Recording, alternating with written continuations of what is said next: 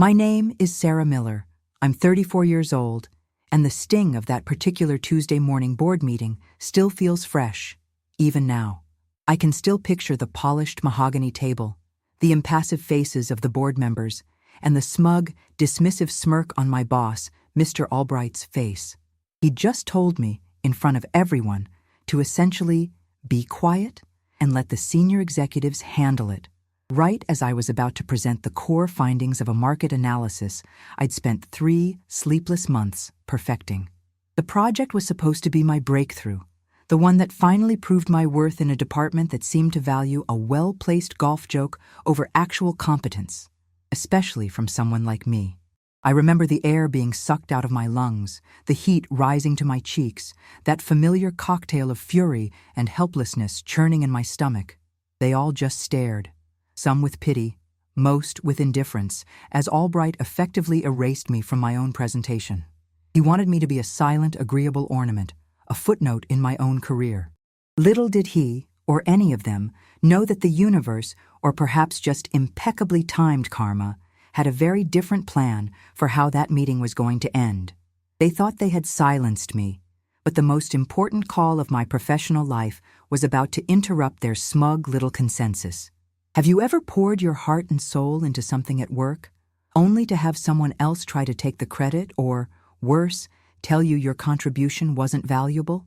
Share your story in the comments below. It's incredibly frustrating, and it's important we know we're not alone in these experiences. And trust me, you'll want to stick around to hear how this particular attempt to silence me backfired spectacularly, so don't forget to subscribe. The silence they tried to impose on me that day was about to be shattered in the most unexpected way.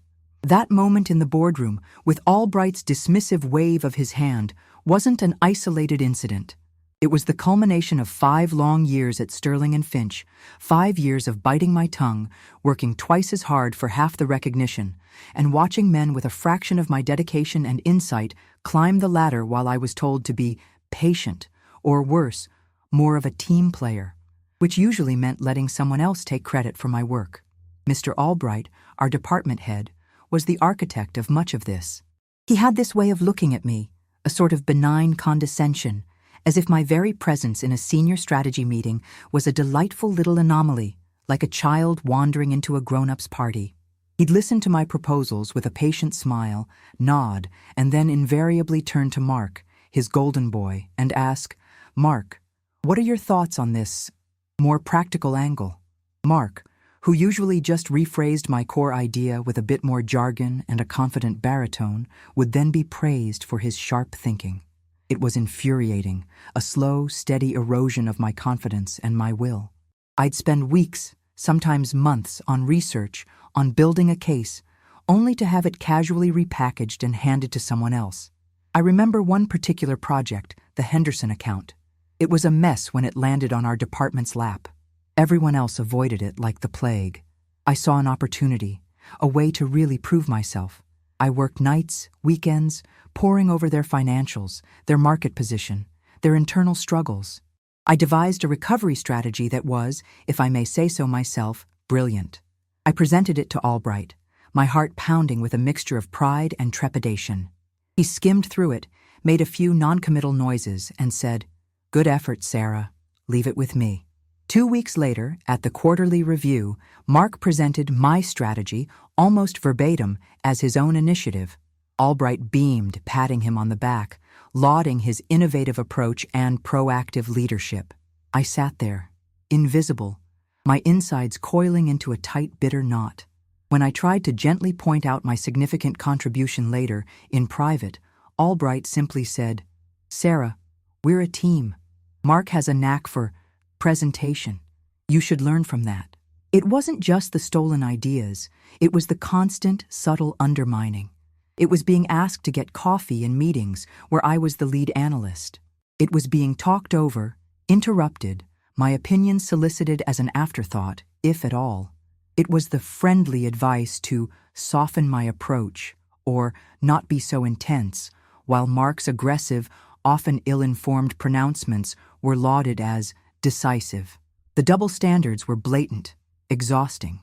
I'd see projects I was eminently qualified for, projects I'd even pitched, handed to less experienced male colleagues with a casual, thought this would be a good growth opportunity for him. What about my growth? My opportunities? It felt like I was running a race with lead weights strapped to my ankles, while others got a head start and a cheering squad. The worst part was the insidious way it made me doubt myself. Was I really not good enough? Was I too sensitive? Was I imagining the slights? There were days I'd go home and just stare at my ceiling, wondering if I should just give up, find a different career, a different company where my work would speak for itself. But then a spark of defiance would ignite. No, I knew my worth. I knew what I was capable of, and I wasn't going to let them grind me down. Each dismissal, each stolen idea, each condescending pat on the head, it all became fuel. I started to document everything, meticulously, not out of pettiness, but out of a growing sense that one day this record would matter. The atmosphere was toxic, designed to keep people like me in their place. And Mr. Albright, with Mark as his willing protege, was the conductor of that particular orchestra of diminishment. But even an orchestra can be interrupted. In that desert of condescension and stolen credit, there was one small, unexpected oasis. My assistant, David. Now, David wasn't a senior executive or a powerful mentor in the traditional sense. He was young, quiet, often overlooked himself, assigned to me almost as an afterthought, probably because Albright figured I didn't warrant anyone more dynamic. David was in his early 20s, always impeccably organized, with a keen eye for detail and an almost preternatural ability to anticipate my needs before I even voiced them. He'd have my coffee ready just the way I liked it, my files perfectly ordered, my schedule managed with an efficiency that belied his junior status. Initially, I didn't pay him much mind beyond professional courtesy. I was so consumed by the battles with Albright and Mark, so focused on trying to get my work seen, that I didn't see him. But David saw me.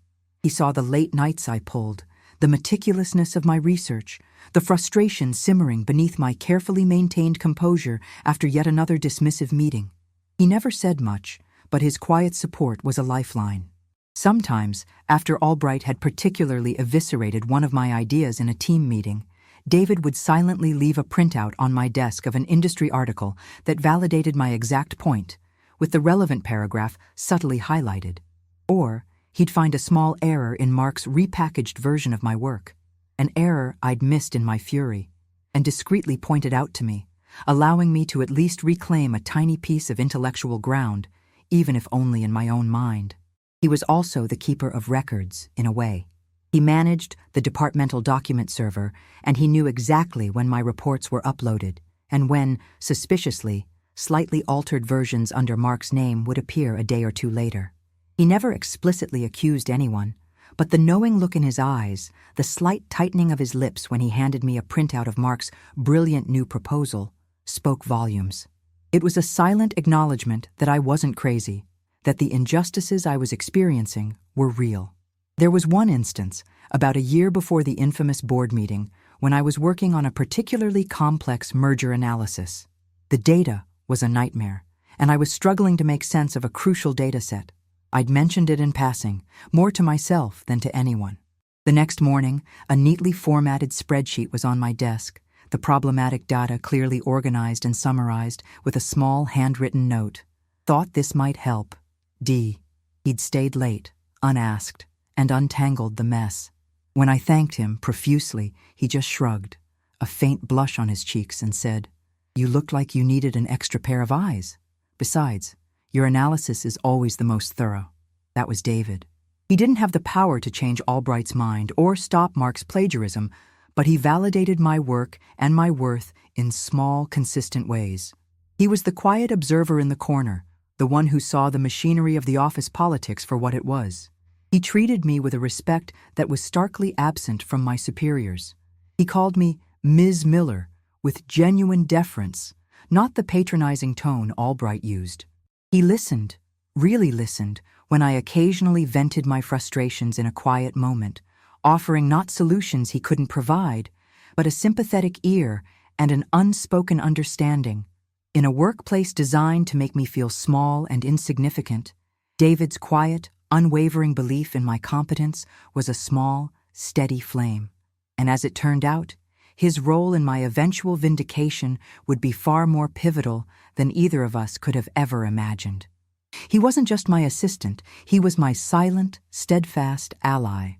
While Albright and Mark were busy patting each other on the back and dismissing my contributions, I was doing more than just documenting their transgressions. I was building. Silently, diligently, I was laying the groundwork for something much bigger, something they couldn't steal or belittle. The constant undermining, the stolen credit, it lit a fire under me. If they wouldn't give me a seat at their table, I decided I would build my own. The market analysis project, the one Albright tried to shut down in that fateful board meeting, was just the tip of the iceberg. For nearly 2 years, I had been working on a parallel track, something entirely outside the purview of my day-to-day responsibilities at Sterling & Finch, though deeply informed by the market gaps I was identifying through my work there. I'd become fascinated by the emerging fintech space, particularly in microlending and financial inclusion for underserved communities. It was an area Sterling & Finch, with its old money mentality, completely ignored. I saw enormous potential, not just for profit, but for genuine impact. So my evenings and weekends, those hours when I wasn't fighting for recognition at work, were spent devouring everything I could find on the subject. I took online courses in blockchain technology, financial modeling for startups, and regulatory frameworks for new financial products. I attended virtual conferences, networked with innovators in the field, often using a pseudonym because I didn't want any of this to get back to Albright. He'd either try to claim it as his own, or more likely, tell me to stop wasting my time on fanciful pursuits and focus on the real work of propping up Mark's career. I started developing a business plan for a tech-driven financial services platform. It was ambitious, revolutionary even, for the conservative world I inhabited during the day. I identified a niche, a specific demographic that traditional banks were failing, and designed a product tailored to their needs.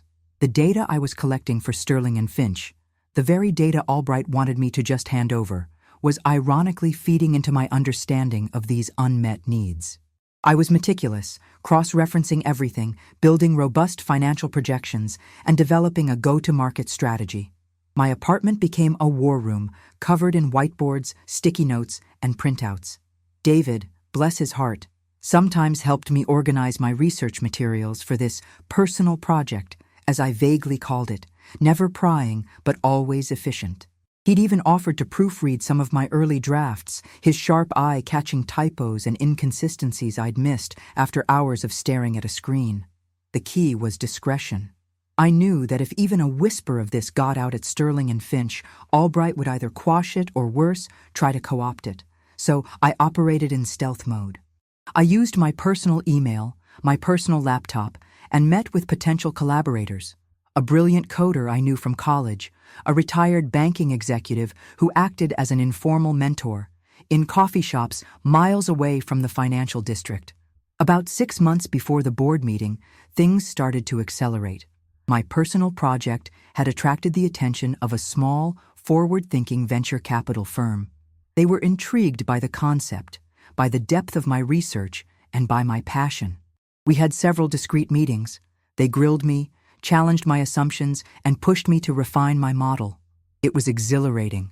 For the first time in years, I felt seen, heard, and valued for my intellect and vision, not just as someone to fetch coffee or have her ideas repackaged.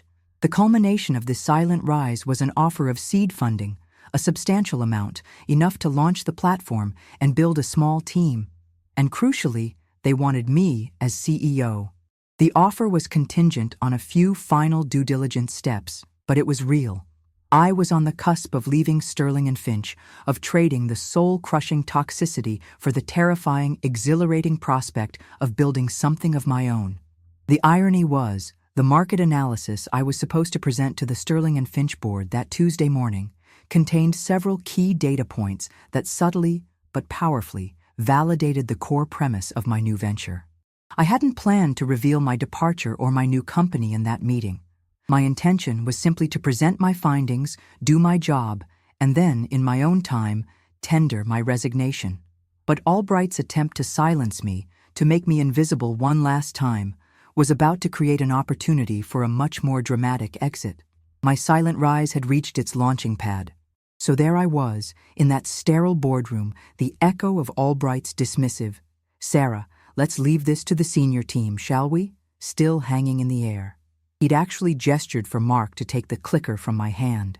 Mark, ever the opportunist, was already puffing up his chest, ready to present my meticulously researched slides as if they were his own brilliant insights. The board members, a collection of stony-faced men and one woman who always seemed to side with the majority, looked on, some with a flicker of sympathy, most with an air of, "This is just how things are done." I felt that familiar surge of hot anger, but this time something was different. Beneath the anger, there was a strange, almost giddy sense of calm.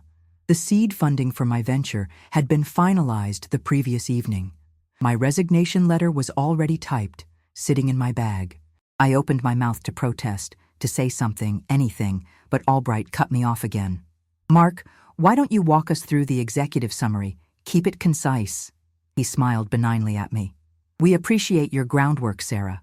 Groundwork. As if I was just some data entry clerk. Just as Mark cleared his throat, ready to launch into his stolen glory, the heavy oak door of the boardroom creaked open. Everyone turned, annoyed at the interruption. It was David, my quiet, unassuming assistant. He looked flustered, his face pale. He was holding my personal cell phone, not my work phone. Albright scowled. "What is it, David?" "We're in a critical meeting." David's voice was barely a whisper, but in the suddenly silent room it carried. "I'm so sorry to interrupt, Mr. Albright, Ms. Miller, but, Ms. Miller, the CEO is on the line for you." He said it's urgent. A collective intake of breath. The CEO of Sterling and Finch, Mr. Harrison himself, rarely called anyone directly, let alone an analyst in the middle of a board presentation she was being actively excluded from. Albright's jaw tightened. "The CEO? For Ms. Miller? Are you sure, David?" There was a distinct note of disbelief and perhaps a touch of fear in his voice. David nodded, looking directly at me. "Yes, sir. He specifically asked for Ms. Miller. He said it was regarding an acquisition." Acquisition? My mind raced. What acquisition? Sterling and Finch wasn't in the process of acquiring anyone I knew of. Then it hit me. The venture capital firm. They must have reached out to Harrison. But why? Before I could process it, Albright, trying to regain control, said, "Well, tell Mr. Harrison she's in a meeting. She can call him back." David swallowed hard, but stood his ground. He said it can't wait, sir. He said it's about the Innovate Next acquisition, and he needs Ms. Miller's immediate input as the CEO of Innovate Next. The room went dead silent. You could have heard a pin drop on the plush carpet. CEO of Innovate Next. I saw Mark's jaw literally drop. Albright's face went from smug dismissal to a pasty shade of gray. The board members stared, first at David, then at me, their impassive masks cracking to reveal utter shock. I calmly took my phone from David's trembling hand. "Thank you, David." I smiled at him, a genuine, grateful smile. He gave a small, almost imperceptible nod. I then turned to the stunned faces around the table. "Excuse me, gentlemen, madam," I said, my voice clear and steady, all traces of my earlier nervousness gone. "It seems my other CEO needs me." I looked directly at Albright, whose mouth was opening and closing like a fish out of water. "Mr. Albright, perhaps Mark can handle the rest of this presentation. After all," I added, a hint of steel in my voice, "he seems so familiar with the material." I then walked towards the door, phone to my ear. "Mr. Harrison?" Sarah Miller speaking. "Yes, I can talk." As I stepped out of the boardroom, leaving a tableau of stunned, humiliated executives in my wake, I could hear the faint, incredulous sputtering from Albright. The silence he had tried to impose had not only been broken, it had been obliterated by a truth so unexpected, so powerful, it had reshaped the entire power dynamic in that room in less than 60 seconds. The taste of that moment? It was sweeter than any promotion Sterling and Finch could have ever offered. If this story of turning the tables resonates with you, give this video a like to support more content like this. It really helps the channel reach more people who might need to hear they're not alone. The call with Mr. Harrison was brief and to the point. It turned out the venture capital firm backing Innovate Next, my startup, had, as part of their broader strategy, initiated talks with several established financial institutions about potential partnerships, or in this case, a strategic acquisition of a minority stake to fast-track market entry. Sterling and Finch, surprisingly, was one of them. Mr. Harrison, to his credit, was direct. He'd seen the pitch deck for Innovate Next, was impressed, and wanted to discuss how my company, could fit into their future strategy. He had no idea I was one of his own employees, let alone one being actively sidelined by one of his department heads. The irony was almost too much. When I returned to my desk, bypassing the still reeling boardroom, David was there, pretending to file papers, but clearly bursting with curiosity and a little bit of awe. I just smiled and gave him a thumbs up. He beamed. A few minutes later, my desk phone rang. It was Albright's extension. I let it ring a few times before answering, my voice deliberately calm and professional. Sarah Miller speaking. Albright's voice was a strained, sycophantic mess. Sarah, my dear Sarah, there seems to have been a monumental misunderstanding in the boardroom. I had no idea. Innovate Next. CEO. That's absolutely wonderful news. We must talk. Immediately. Mr. Harrison is very keen, and of course, as your direct supervisor, I want to offer my full support. His full support. The man who, not 20 minutes earlier, had tried to publicly humiliate me and steal my work. The audacity was breathtaking. Mr. Albright, I said, my tone cool. My conversation with Mr. Harrison was quite clear. My role as CEO of Innovate Next is my priority. As for my presentation this morning, the one you felt was best handled by Mark, I believe all the relevant data is in the slides. I'm sure Mark, with his knack for presentation, can manage. There was a sputtering on the other end. But Sarah, this changes everything. We need your expertise, your vision. We can discuss your role here, a new role, a significant one, of course. We value you tremendously. Mr. Albright, I cut him off. What I value is honesty and respect, qualities that have been conspicuously absent in our working relationship. As it happens, I was already preparing to move on from Sterling and Finch. My resignation letter is on my desk. David can bring it to you. I paused, letting that sink in. Innovate Next is my future. And frankly, after today's display, I see no future for myself at Sterling and Finch, regardless of any suddenly materialized, significant role. The silence on the other end was profound. I could almost hear his gears grinding, his carefully constructed world of patronage and favoritism crumbling. Mark, I heard later, was utterly deflated. He'd apparently tried to salvage the presentation after I left, but without understanding the nuances of my research, he fumbled badly, further highlighting his incompetence to the already stunned board. The aftermath was swift. Mr. Harrison, once he understood the full context of how I'd been treated within Albright's department, details David discreetly helped confirm with timelines and document trails, was furious. Albright was severely reprimanded, his authority curtailed. Mark was sidelined, his fast track to promotion suddenly a dead end. The entire department was put under review. As for me, I negotiated my exit from Sterling and Finch on my own terms. They couldn't afford the bad press of their own CEO, trying to acquire a company whose founder and CEO they had systematically undervalued and mistreated. The strategic partnership talks between Innovate Next and Sterling and Finch continued. But now, I was sitting on the other side of the table, not as a supplicant analyst, but as an equal, a CEO with a vision they suddenly desperately wanted a piece of. Albright did try to apologize, a fumbling, insincere attempt to salvage his own position. I listened politely and then told him, Mr. Albright, apologies without changed behavior are just manipulation. I learned a lot during my time here, mostly about what I don't want in a workplace. Thank you for that lesson. I didn't accept his apology. I didn't need to.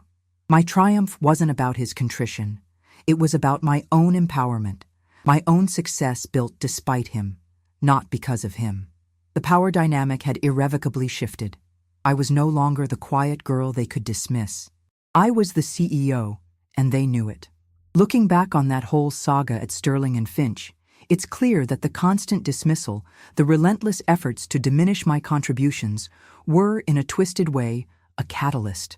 They forced me to dig deeper, to build something for myself, something undeniable.